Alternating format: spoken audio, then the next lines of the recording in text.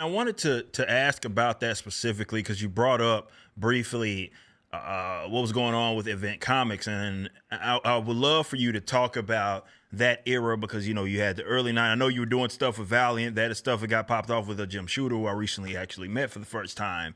Yeah. How was that like era in the '90s? It was starting to get a little competitive. Yeah, we know what happened on the latter half with Marvel. You kind of Right. alluded to it, but It but was what prompted Event Comics during that era? well, so it was a time where it was a very exciting time because the mainstream stuff wasn't that impressive. Although, I will say like Vertigo was doing some great stuff.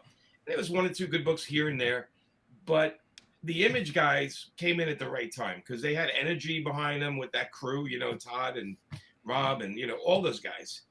And so the books had this pure energy about them. And I think it's what people were looking for at the time. They wanted something that was not the norm.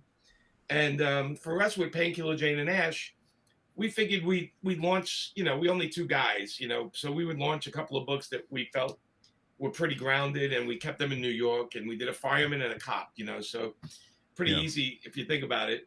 But it was an exciting time because while we were doing that, we were getting offered stuff all the time. Like Exo Zero, we did, and a couple issues of Ninjak. I inked a bunch of Solars, and I was doing X up at Dark Horse, and I pretty much had a book everywhere because I was able to ink like 2 or 3 books a month, so I was able to do a lot of different things.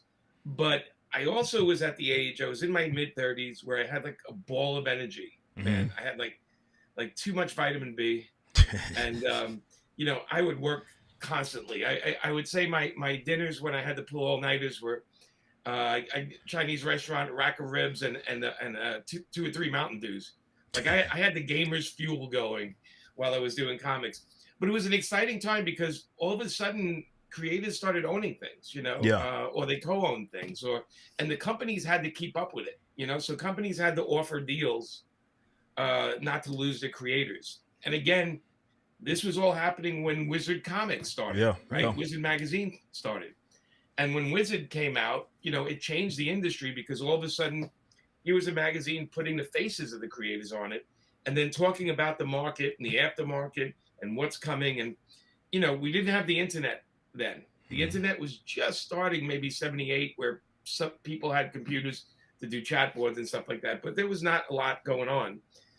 So anytime we had to do press, we had to go out there, and there was a comic buyer's guide and Wizard magazine were the two main things, maybe the comics journal as well. But it was a very exciting time because when we also did signings, it was like a ton of people would show up, like because it was rare. Stores weren't doing signings as much as they do now, and there weren't as many cons as there are now. Mm. So the whole world was a little bit different, but it was an exciting time because it felt like there were so many possibilities. I mean, even for Joe and I, around 96 or 97, I think I still have the check hanging somewhere. I have a copy of it. But we got an offer from DreamWorks to buy Ash.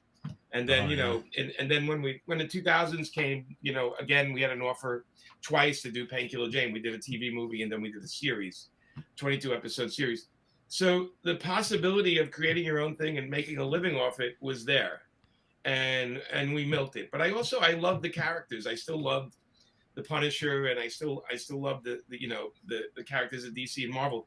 So every once in a while, I would dip in and say, let me do some of that. And of course, Marvel Knights, I got to really get in there, and we took over the penthouse of the building, Joe and I, and we really got in there to mess with the characters.